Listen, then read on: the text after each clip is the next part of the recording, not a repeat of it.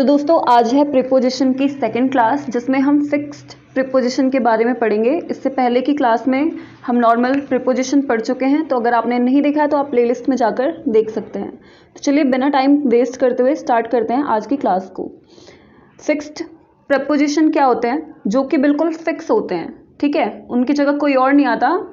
कुछ ऐसे वर्ड होते हैं जिनके साथ एक ही प्रीपोजिशन का यूज़ किया जाता है, वो कि जो कि बिल्कुल फिक्स होते हैं, ठीक है, उनको फिक्स प्रीपोजिशन कहते हैं। तो सबसे पहले कॉन्सेप्ट नंबर फर्स्ट है, जैसे कुछ वर्ड्स हैं senior, junior, inferior, prior, superior, interior, exterior.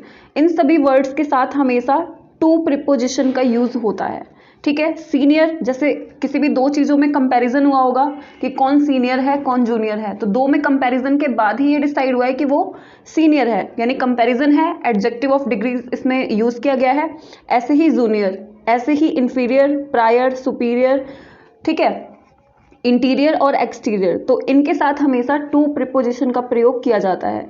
जैसे एग्जाम्पल देखते हैं, जैसे he is senior dash her, तो यहाँ पे क्या आ जाएगा? To. He is senior to her, मतलब वह उससे क्या है? सीनियर है, ठीक है। नेक्स्ट है आई प्रेफर टी और डैश मिल्क, तो यहाँ भी क्या आएगा? यहाँ भी टू प्रीपोजिशन आएगा। I prefer tea to milk, मतलब कि मैं दूध की जगह चाय पसंद करता हूँ, ठीक है। I prefer tea to milk, ठीक है, मिल्क की जगह चाय पीना प्रेफर करता हूँ, तो प्रेफर के साथ हमेशा टू प्रीपोजिशन का यूज़ किया जाता है। नेक्स्ट है ही ऑलवेज फील इन्फीरियर, तो इन्फीरियर के साथ भी क्या आएगा? टू प्रीपोजिशन आएगा। तो आप इनको नोट कर सकते हैं, ये एग्जाम के लिए बहुत ही इंपॉर्टेंट है। नेक्स्ट इसके बाद देखते हैं आगे, सेकंड कॉन्सेप्ट है, सेकंड है prohibit, prevent, protect, preserve, escape और अब्सटेन। इनके साथ हमेशा फ्रॉम प्रीपोजिशन का यूज़ किया जाता है, ठीक है। फ्रॉम का मतलब क्या होता है? से, ठीक है, ये सेपरेशन के लिए यूज़ किया जाता है, अलगाव की स्थिति में यूज़ किया जाता है। प्रोहिबिट का मतलब क्या होता है? मना करना, ठीक है। नेक्स्ट इसके बाद है प्रिवेंट, प्रिवेंट का मतलब क्या होता है? रोकना, ठीक। प्रोटेक्ट, किसी चीज़ से किसी चीज़ से सुरक्षित करना, प्रोटेक्ट करना, संरक्षण देना, ठीक है। एस्केप क्या होता है? बचना। अब्सटेन क्या होता है? रोकना। तो ये कहीं ना कहीं अलगाव का सेंस दे रहे हैं, सेपरेशन का सेंस दे रहे हैं, इसलिए इनके साथ हमेशा फ्रॉम प्रीपोजिशन का प्रयोग किया जाएगा। जैसे एग्जाम्पल है you can't prevent me dash living, तो क्या आएगा? फ्रॉम लिविंग, ठीक है, मतलब कि तुम मुझे जीने से, ठीक है, जीवन जीने से नहीं रोक सकते। नेक्स्ट है they managed to escape dash the burning house, तो एस्केप यानी बचना, और बचना क्या है? अलगाव का सेंस है, सेपरेशन है, तो इसके साथ हमेशा फ्रॉम प्रीपोजिशन का यूज होगा, ठीक है। यहाँ भी फ्रॉम आ जाएगा, मतलब कि वो बर्निंग हाउस, जलते हुए घर से बचकर भाग गई, ठीक है। नेक्स्ट है we should abstain dash alcohol, it is injurious dash health, ठीक है। इसमें दो प्रीपोजिशन आपको फिल करना है। तो अब्सटेन का मतलब क्या होता है? रोकना, ठीक है।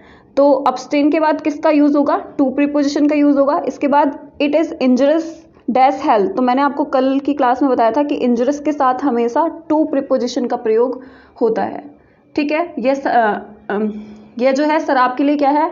सॉरी, यह स्वास्थ्य के लिए क्या है? हानिकारक है, इंजरियस है, ठीक। नेक्स्ट आगे बढ़ते हैं, कॉन्सेप्ट नंबर 3। थर्ड कॉन्सेप्ट है बेनिफिशियल, प्रॉफिटेबल, कंड्यूसिव और हार्मफुल, ठीक है। हार्मफुल क्या है? हानिकारक, और बाकी जितने भी वर्ड लिखे हैं इनका मतलब क्या होता है? लाभदायक, ठीक है। तो या तो लाभदायक है चाहे हानिकारक हो, इनके साथ हमेशा टू प्रीपोजिशन का यूज़ किया जाएगा। तो ये सारे कॉन्सेप्ट आपको नोट कर लेने हैं, ये एग्जाम के लिए बहुत इंपॉर्टेंट है। और ये फिक्स प्रीपोजिशन है, मतलब अगर ये वर्ड आपको दिखते हैं तो वहाँ पे इन्हीं प्रीपोजिशन का यूज़ किया जाएगा, इसके अलावा और कोई नहीं किया जाएगा, ठीक है। तो एग्जाम्पल है इसका, his proposal is profitable dash my business, मतलब उसका जो प्रपोजल है वो मेरे बिजनेस के लिए प्रॉफिटेबल है, यानी कि लाभदायक है। तो क्या आ जाएगा? यहाँ पे टू प्रीपोजिशन आ जाएगा। नेक्स्ट है this medicine will be beneficial dash your health, मतलब तुम्हारे स्वास्थ्य के लिए क्या है? ये लाभदायक है, तो बेनिफिशियल के साथ टू प्रीपोजिशन का यूज होगा।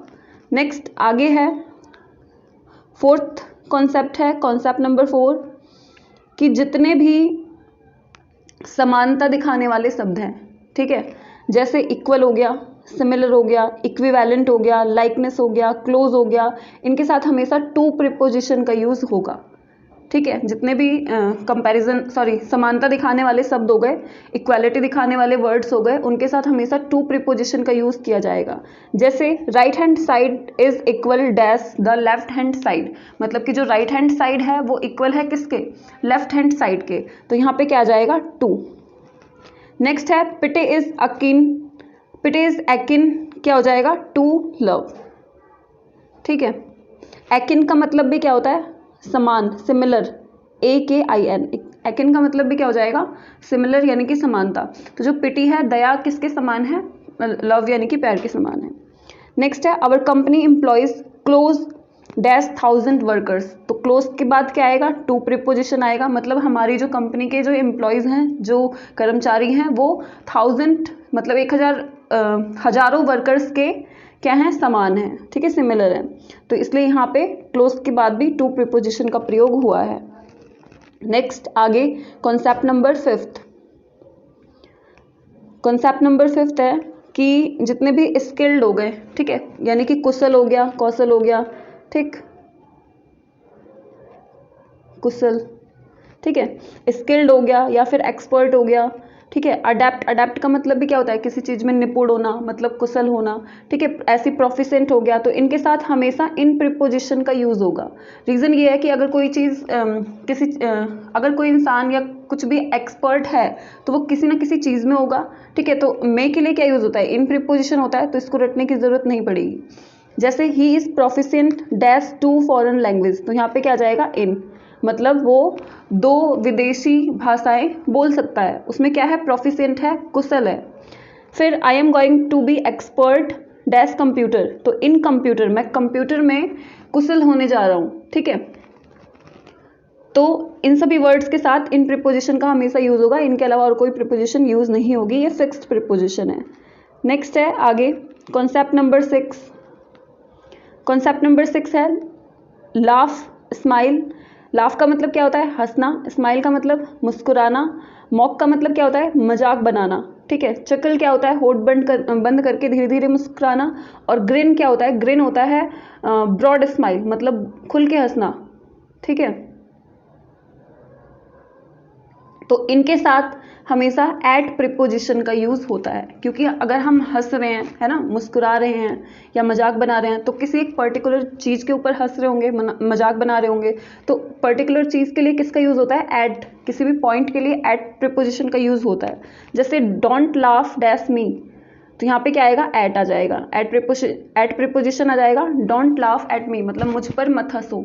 ठीक है, तो मैं क्या हूँ यहाँ पे, एक पर्टिकुलर चीज़ हूँ, ठीक है, एक पर्टिकुलर हूँ, एक पॉइंट, मतलब मुझे पे ही हंसा जा रहा है और किसी पे नहीं, तो यहाँ पे क्या हो गया, एक पॉइंट के लिए एट प्रीपोजिशन का यूज़ किया जाएगा। नेक्स्ट है she looked up and smiled at me, ठीक है, उसने देखा और वो मुझ पे मुस्कुराई। ठीक है, स्माइल्ड एट मी, तो जितने भी हंसने वाली जितने भी वर्ड्स हो गए, ठीक है, तो उनके साथ एट प्रीपोजिशन का यूज़ होगा। नेक्स्ट इसके बाद है कॉन्सेप्ट नंबर 7, तो कॉन्सेप्ट नंबर 7 है लुक, मतलब देखना। ठीक है, सी, ग्लेयर, स्टेयर, स्टेयर क्या होता है, घूरना। ठीक है, तो वो भी एक तरीके का देखना ही है। आई पता है आपको, ग्लेंस, ग्लेंस की मतलब होती है, ग्लेंस का मतलब होता है झलक। ठीक है, ये भी देखने से रिलेटेड है, तो इनके साथ भी हमेशा एट प्रीपोजिशन का यूज़ होगा, क्योंकि हम अगर देख रहे हैं, घूर रहे हैं, तो किसी एक पर्टिकुलर चीज़ को देख रहे होंगे, घूर रहे होंगे। ठीक है, तो वो एक पॉइंट होगा जिसको हम घूर रहे होंगे, देख रहे होंगे। ठीक, तो उसके साथ हमेशा एट प्रीपोजिशन का यूज़ होगा। किसी भी पॉइंट, अगर पॉइंट को इंडिकेट कर रहे हैं तो उसके लिए एट प्रीपोजिशन का यूज़ होता है, ये कल की क्लास में मैंने आपको बताया है। जैसे the teacher glared dash him as he was late. ठीक है, तो टीचर किसको ग्लेयर कर रहा था, एट हिम, क्योंकि वो लेट था। ठीक है, तो यहाँ पे एट प्रीपोजिशन का यूज़ हो जाएगा। नेक्स्ट है ही turn and looked dash her, वह मुड़ा और उसने उसको देखा। ठीक है, लुक्ड तो क्या आ जाएगा यहाँ पे, एट हर, उसी को देखा। ठीक है, तो यहाँ पे एक पॉइंट हो गया। नेक्स्ट इसके बाद है कॉन्सेप्ट नंबर 8, कॉन्सेप्ट नंबर 8 है बहुत इंपॉर्टेंट, और ये है डाई का कॉन्सेप्ट। ठीक है, डाई के साथ 5 तरह की प्रीपोजिशन का यूज़ किया जाता है। वो प्रीपोजिशन कौन कौन सी हैं, तो वो है ऑफ, फ्रॉम, फॉर, इन और विथ, ठीक है। डाई के साथ ऑफ प्रीपोजिशन का यूज़ कब किया जाएगा? जब कोई बीमारी हो, ठीक है। जैसे example, he died of cancer, वह कैंसर से मर गया, ठीक है। तो यहाँ पे क्या है? कैंसर क्या है? बीमारी है, ठीक। इसके बाद नेक्स्ट है, डाई के साथ फ्रॉम प्रीपोजिशन का कब यूज होगा? जब किसी भी रीजन के लिए यूज होगा। जैसे ही डाइड फ्रॉम हंगर, वह भूख से मर गया। तो अब भूख क्या है? यहाँ पे कारण है उसके मरने का, ना कि कोई बीमारी है। तो अगर कोई बीमारी है तो ऑफ प्रीपोजिशन लगेगा डाई के साथ, और अगर कोई रीजन दिया जा रहा है तो डाई के साथ फ्रॉम प्रीपोजिशन का यूज होगा, ठीक है। डाई के साथ फॉर का भी यूज होता है। वो किस लिए होता है? कि किसी भी रिस्पॉन्सिबल कॉज, यानी कि के लिए। जैसे he died for his country, वह अपने देश के लिए मर गया, ठीक है। यहाँ पे एक कारण है, पर वो कौन सा है? रिस्पॉन्सिबल है के लिए, तो यहाँ इसलिए यहाँ पे फॉर का यूज होगा। नेक्स्ट है इन। डाई के साथ इन प्रीपोजिशन का यूज कब किया जाता है? एक्सीडेंट की जब बात हो तब वहां पे डाई के साथ इन प्रीपोजिशन का यूज किया जाता है। जैसे he died in an accident, ठीक है, वह एक्सीडेंट में मर गया, तो इसलिए यहाँ पे डाइड इन प्रीपोजिशन का यूज हुआ है।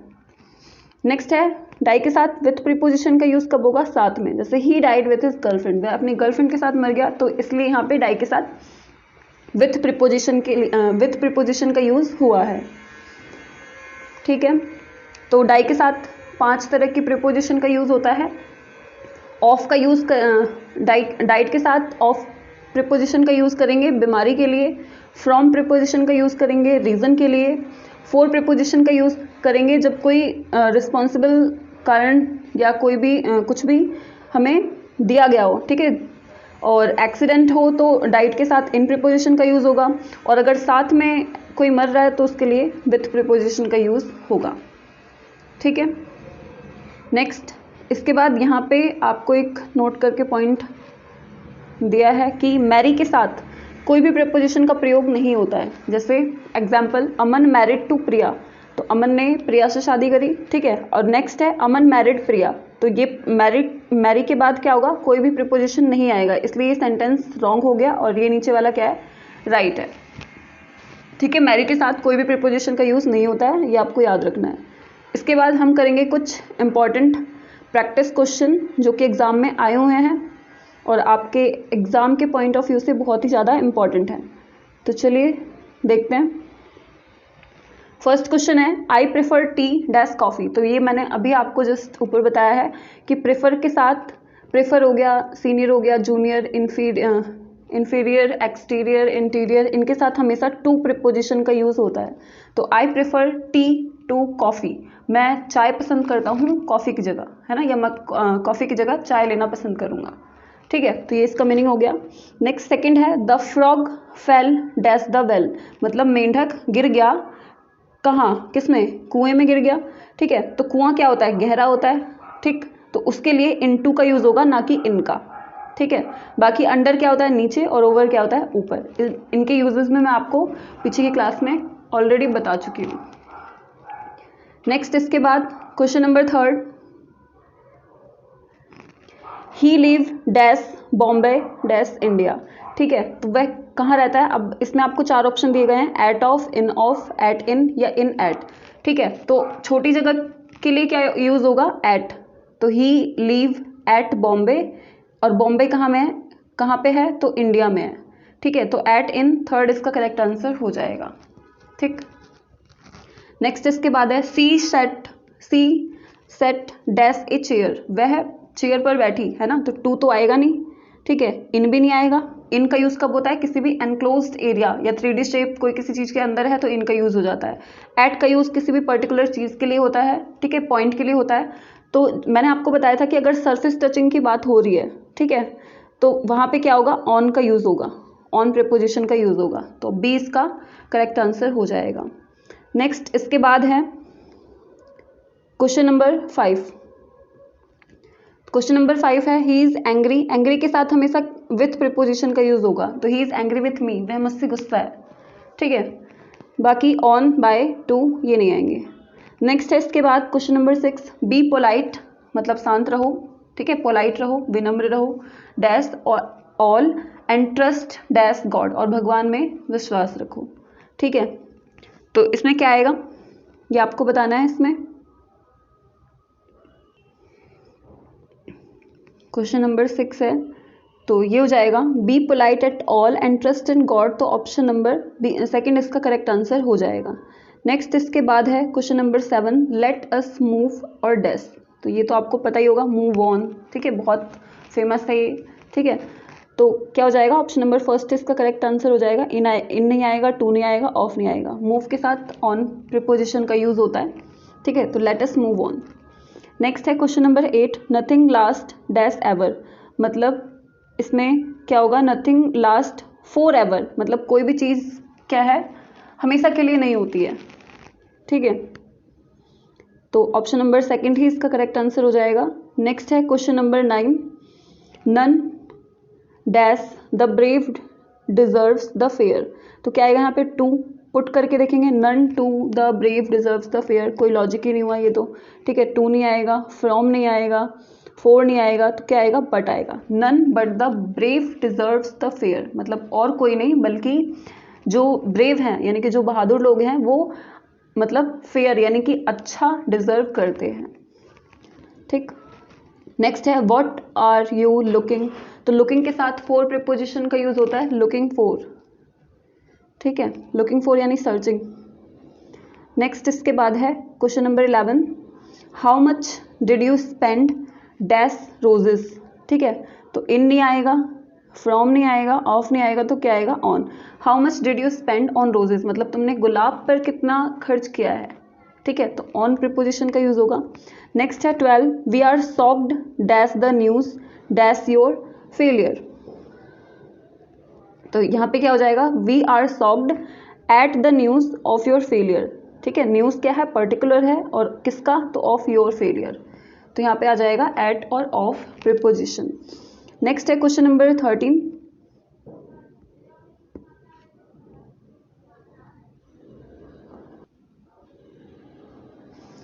क्वेश्चन नंबर 13 है what is the time dash your watch, ठीक है, तो what is the time by your watch, तो ऑप्शन नंबर फर्स्ट इसका करेक्ट आंसर हो जाएगा। नेक्स्ट है the man jumped dash the river, तो क्या आएगा यहाँ पे, इनटू द रिवर, ठीक है।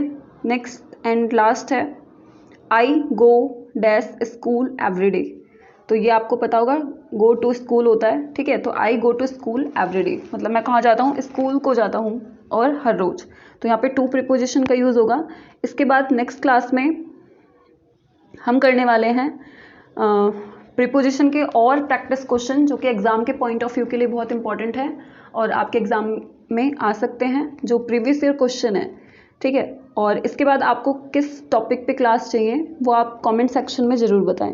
वीडियो अच्छी लगी तो लाइक शेयर कर लें और चैनल को सब्सक्राइब जरूर कर लें ताकि नोटिफिकेशन आपको सही समय पे मिलता रहे। मिलते हैं नेक्स्ट वीडियो में, धन्यवाद।